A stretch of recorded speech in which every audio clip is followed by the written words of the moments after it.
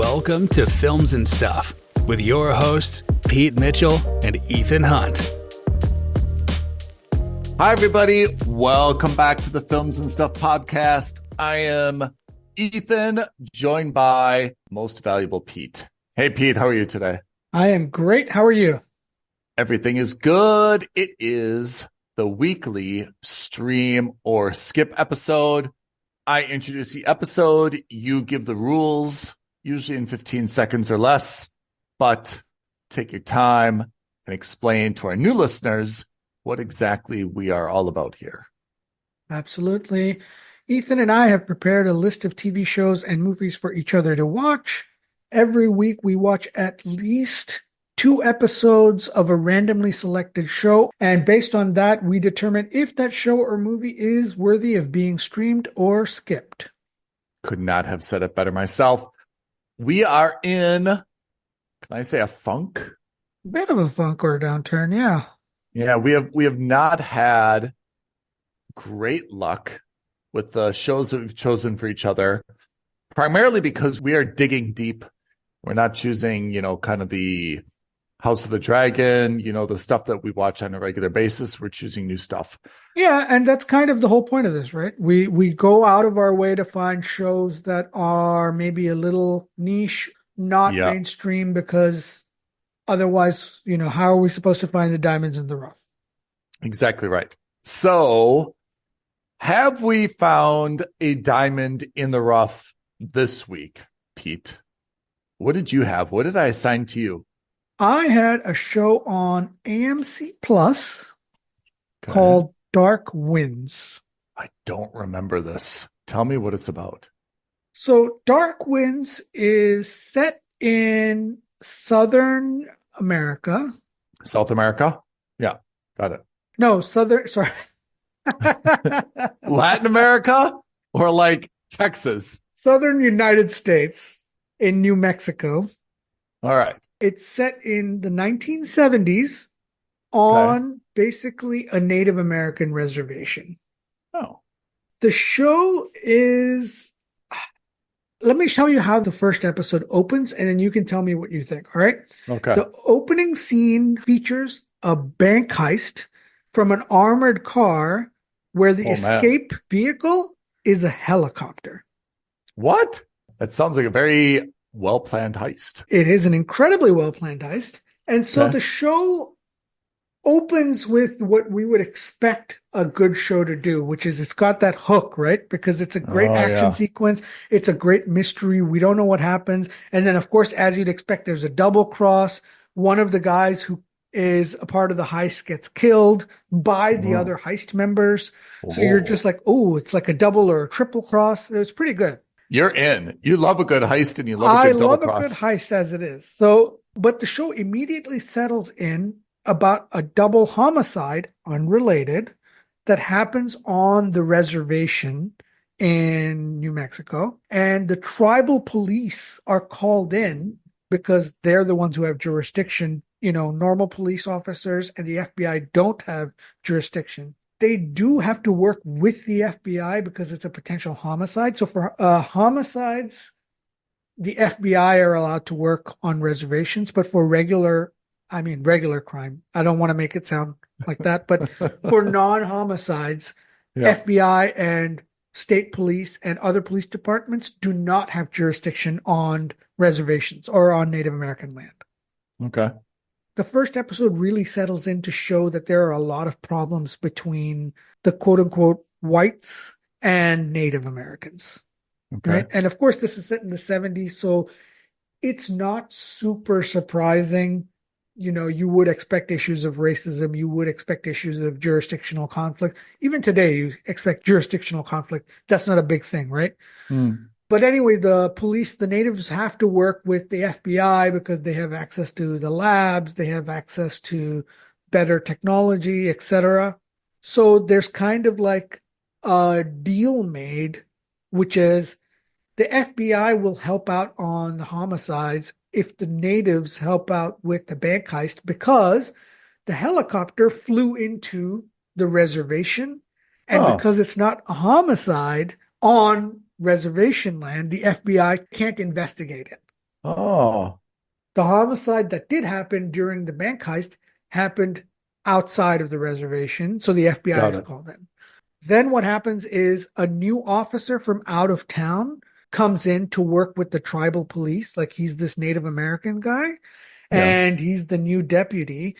But then we find out that he's actually a mole from the FBI. So he actually he Oh, works for the FBI, is Native American, and he's been put in as an undercover agent to work on the tribal police force. okay. Right? So there's lots of cool, interesting twists like that. Yeah. Of course, the head of the tribal police figures that out immediately and calls him out on it. But he says that I'll work with you and I won't uncover your secret identity. But you have to work with me. We have to solve these two homicides these two deaths that happened on our land before I help you with the helicopter heist. Okay. And then, of course, as with any good series, you learn that the two murders and the helicopter heist are connected. Of course. Of course they are. Did you ever watch True Detective? A little bit. I never really got into it though. So this series really feels like True Detective, or at least the first Oh, season. really? There's a mystery behind the murders, but the mystery isn't like a regular mystery. It's almost supernatural and spiritual in nature because, of course, the Navajo have, beliefs in spirits and all these kinds of ritualistic, I guess rituals, right? Yeah. So they have a lot of these beliefs, not in, this is going to sound bad, not shamans, but, like they believe in the spirits and the other world, the guides from the ancestors and, other worlds. And Okay. so there's like this spiritual element to the deaths that have occurred, and no one's able to figure out what's going on. And it seems almost like there's a supernatural element to these murders, but of course that's not the case. It just seems that way. And it's the same thing that was there in True Detective in the first season. The show is extremely slow paced, but it Oh, is not boring. Again, just like True Detective, it's deliberately paced. Episodes feel longer than they are, but it's completely compelling. It's hard to describe accurately because that opening scene with the heist, the double cross with the FBI's, the false identities, that sort of thing, all very good. But here's the big but. here's the qualifier. If I had just watched the first two episodes and left it at that, I would have said this is a must subscribe. Oh, it goes downhill. It doesn't go downhill per se because the mystery kind of keeps going for the first 5 episodes. There's only 6 episodes. I saw all 6 episodes. I binged it because it was that good. Wow. But the reveal at the end of the 6th, which kind of ties in all of the double crosses and it ties in the heist and all of that, it's just not that great. Is it far-fetched or it's just not that explosive? No, it's not far-fetched at all. In fact, I think it would have been better if it were far-fetched. It's just not that explosive. And so the reveal kind of is a bit of a letdown. That's tough when you get to the last episode. It's tough when you get to the last episode. And again, if I had stopped watching at 2 or even at 4 episodes, I would have said this is a strong must subscribe. I would have immediately called you up and said, hey, you need to watch this. I think you're going to enjoy this. But I think that if you had sat through the 6th episode, you too, like me, would have felt a bit of a bittersweet disappointment. Again, it's not bad. It's just that sometimes you actually wish that there were some mysteries that were left relatively unsolved or, unexplained. And in this case, they over-explain it, and the explanation is so, I don't want to say generic, but it almost feels so generic after the first 5 episodes where there's kind of like a supernatural element where someone feels like they're cursed, the gods are after them, that kind of thing. It kind of is a letdown. So I downgraded it from a must subscribe to a mooch. What do you think about being set in the 70s? Is it done well? Is it believable? It feels good. Look, it's set in the 70s, but it doesn't feel like it's set in the 70s. Like you're still on a reservation. So it's not like you're seeing Teslas driving around. It's not like you're seeing flat panel displays and advertising boards everywhere. You're not Yeah. seeing holograms or anything like that. And it's Mhm. also, again, not to denigrate New Mexico, it's also New Mexico, right? It's not exactly known for being like downtown Los Angeles or Yeah. San Francisco or, Times Square. It's New Mexico. It's a small town. It's kind of like in Breaking Bad. They deliberately chose a place that's, like Albuquerque, which is a bit quiet. It's a bit low key. Everything's very low key. Yeah. So you could have set this in 2024. And honestly, I don't think I would have felt much of a difference. I have to say, I really have an appreciation for shows that have such a setting where they age well. Yeah.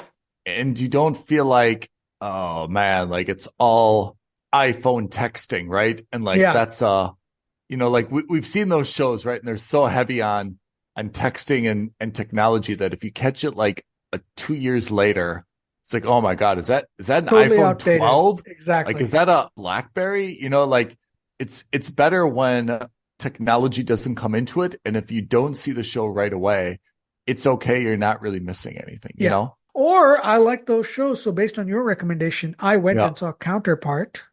Yes. And I binged both seasons in like so 2 good, days. right? Yeah. And that's almost the exact opposite, where it is kind of tech-based and, futuristic. But there, again, also doesn't feel out of time because they don't really focus on the technology, even though, tech plays a big part into it. Yeah. I would say the same thing with like Outer Range, Yellowstone, like because of where those shows are based. Yeah. You don't really feel so much that and people don't really get a lot of like phone calls on their cell phone or stuff like that. You feel like those could take place kind of like anytime, Yeah. Again, and that's because they're in low-key places, right? And again, I don't want to denigrate New Mexico, but in the same sense, right? Like, again, it's not a population center of real density. I hope we have a lot of New Mexico listeners and we get a bunch of comments. For the 2 guys there who are driving 30 miles out to get Wi-Fi. Oh my God. Boycott Pete. Boycott Pete. That's right. I said it. Look at him. All right. This sounds pretty interesting, though. I have to say, Dark Winds on AMC Plus. Yeah. I would recommend that if you get a chance, watch it. I wouldn't say that you have to drop everything and watch it. I do think you'll enjoy it. I just would say that, hey, it's a show that if you've got a couple hours to fill, this would be one of them. But you kind of have to watch it. You can't just leave it on in the background. Let me ask a relevant question. How do you watch AMC Plus? Do you need a subscription, or this is one of these things you can get through Apple TV Plus? So I get it through, hilariously enough, Amazon. Oh, yeah. One thing that's good about Amazon is that Amazon has become this great aggregator of niche services. So I don't know if you remember, but a couple, maybe even like 6 months ago or a year ago, I sent you a bunch of screenshots through Amazon Prime. You can subscribe to like almost like these, those premium packages that you get on old school cable. Yeah. It's the same thing where you can get access to a bunch of different streaming services that aren't available natively in whatever country you're in. So I got AMC Plus a couple of years ago when we had that Stanley Tucci show. Yeah. And I've just had it ever since because it's only like, I don't know, an extra $2 a month or whatever it is. Got it. That's AMC Plus, Dark Winds. Can we talk a little bit about what you're going to be assigned for next week? I know it's a little bit out of order, but I'm excited to talk about it. Yeah, next week I have got an Apple TV show that, again, you recommended, but I haven't seen. Constellation. Yeah, I have watched it. So next week we can have a good discussion about what you think about it. Okay. From Breaking Bad, Mike Ehrmantraut. Yeah. I don't know what his real name is. He's in it. Okay. All right. So, Pete. This one I'm looking forward to because I watched the original and I loved it as a kid or, as a young adult or no, as a teen. I can't remember. I'm not that old. But anyway. All right. So I had on Apple TV Plus a new show that's out, but it's a remake of a movie. Yeah. And What year did the movie come out? I want to say like 1984, 1985. Am I right on 81, that? yeah. 81, 82. 81, called Time Bandits. Pete, I've never heard of this, but you said it was a movie and you loved it as a kid, right? Yeah. So they made a remake, a few things. I feel like it's strange to make a remake. So this is 1981. This is coming out in 2024. I'm just going to do quick math. That's 40 years later, right? Yeah. Which is very strange because it doesn't mean a lot to a lot of other people. It's Taika Waititi, who we actually love from a lot of the stuff that he's done with MCU. But I never heard of this before, so I kept an open mind. The cast is headlined by Phoebe from Friends, Lisa Kudrow. Yeah. No one else have I ever heard of. And I've done some except Taika Waititi. And I've done a pretty deep dive on IMDb. Everyone is respected, but not well known at all, which is okay. Time Bandits, I will try to explain it, and you tell me if this is consistent with the movie. Time Bandits is basically about a group of misfits who work for the supreme being, God, and they don't like working for God. So they decide, for one reason or another, that instead they're just going to steal his map of not even the universe, I guess, of Earth. And they're going to go travel from time to time to different periods and just steal God's stuff, kind of as a way to give him the middle finger and kind of just because they can. They link up with a kid who in this show is 11 years old. And he is kind of like you would classify him as kind of like the nerdy, studious kid. And he's important because he knows all things about history. So this group of misfits in their journeys where they don't know anything about anyone in any time period, the kid is very valuable because he can put a lot of context, exposition, explain everything. He knows all the details. So they go every episode, basically, they're in a different time period, stealing something new, trying to stay one step ahead of God. Is that consistent with the movie? Kind of. You said you loved the movie, and I'll take you at your word for it. The TV show is horrible. It's horrible. Man. I want you to watch it because I want a second opinion, because I'm really surprised that the strong feelings that you had for the original movie, the fact that Taika Waititi is behind this, it's surprising how bad this is to me. And I read a few reviews online as well, just to make sure that I wasn't like catching it if I was in a bad mood or a bad day, or I wasn't focused, or it gets better at the end. There's 7 episodes out. It is really miserable. And I'm not sure whether it's a humor that I'm not getting or whether it's something more. But the band of, I guess I'm not really in love with the entire premise. I mean, I understand that's the story, but I'm not really in love with the entire premise of why they're trying to do this, just because they didn't like working for the Supreme Being. The Supreme Being is super weird in this show. I know that Taika Waititi's got his own Style. Yeah, he's got his own style, and he's doing this what's funny to him. It's not even like within the realm of humor to me. Like sometimes we watch something and we know like there's a laugh track, you're supposed to laugh, and maybe it doesn't like hit, but you're like, oh, okay, I get it. I'm not even like close to laughing here. It's a weird style. I'm not sure who's going to find it, to be honest, funny. And the group of, what would I call them? Misfits? What would you call them? Yeah, misfits is a good word for it. Yeah. They're led by Lisa Kudrow, who's supposed to be kind of like their leader.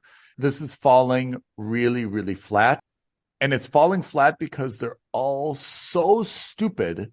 I could get it that like they're kind of like lower level people that work for the Supreme Being, so they don't have a great understanding. They're not geniuses. But here they're coming across as so stupid, like intentionally ignorant about like everything, history, context, who is that? Why is he angry? What's he doing? What's this all about? It's just not funny at all. The kid, Kevin, is not bad, I have to say. I mean, they definitely make him weird in the show. And I think that's consistent with, what he was in the original movie. But I mean, without him holding this group together, they would just be like awful to watch, to be honest. I'm really surprised that the show got made, or maybe I'm not surprised because Taika Waititi does have a lot of like leverage. So I can understand that he probably pitched it. It's this historical IP. He obviously probably loved the movie when he was a kid. He wanted to do a remake. Apple TV Plus, like looking for something, Lisa Kudrow. I can see how it got made, but even the reviews I've read, they have not been complimentary at all. Okay. I would say this is among the worst shows that I've watched for our streamer skip. It is an unquestionable skip for me right now, but not to torture you, I would love for you to watch one episode so that you can provide the reality check and say, Ethan, like, you're way off. This does have some very subtle humor. You had to like the original and maybe you would like this as well. Or you can say, Ethan, you're spot on. I don't know how this possibly got made. It's a insult to the original that was so clever. And I don't know. I'd really like to hear what you say about it. Okay, I'll do that. I'm happy to do that homework because I do have fond memories. Yeah. Now, caveat, I haven't seen the original in a long time. I was younger. So, there's so many movies now that I remember very fondly when I was a child that I would be afraid to watch because I'm afraid they won't have aged well. Yeah. So this could be one of those. So I will watch this. I will watch it with as objective an eye as I can. Yeah. And I'll let you know. Lisa Kudrow, which we haven't seen her in a lot of stuff, really. And apart from her role on Phoebe, and remember Romy and Michelle's high school reunion? Yeah. She was also in The Comeback. She's had a few things. This is not great. Will we be redeemed next week? You gave me Sabura on Netflix. Do you know anything about this? I do not. Sabura is an Italian gangster movie. Oh. Think of it as The Wire of Italy, maybe. Oh, okay. Yeah. So I know about it, and I am very, very excited to watch it. Okay, great. And as we spoiled earlier, I will be watching Constellation on Apple TV Plus, which also you've seen. I think we have maybe ended the down period, and maybe we're going to get to something else, because even if you look at our streamer skip lists, like we each put, I think like we had about like 8 shows for each other, and we kind of got just out of like just circumstance, we kind of got to the ones that were less exciting first. Yeah. And now hopefully the more exciting ones I think are coming down the pike. So we should have some good stuff coming up. Yeah, indeed. Okay, so that is stream or skip. Indeed. But in the meantime, guys, I mean, we keep saying this every week. Our list of shows is dwindling and dwindling fast. So please reach out to us and let us know what shows we can add to our list. You can tweet at us at F&S Podcast. You can DM us on Instagram at Films and Stuff Podcast. But the easiest way to let us know what shows we should be watching, you can leave a comment below this video, hit the like button, subscribe to our channel, and hit that notification bell. All right, listeners, thank you for tuning in. Pete, as always, the most valuable. We appreciate it. And we will see you next week, next episode of the Films and Stuff Podcast. Thanks, everyone. Thanks, Ethan. Bye now. Thank you for listening to another episode of Films and Stuff. If you haven't already, please subscribe and review on Apple Podcasts, Spotify, or wherever podcasts are downloaded. Films and Stuff. There is no substitute.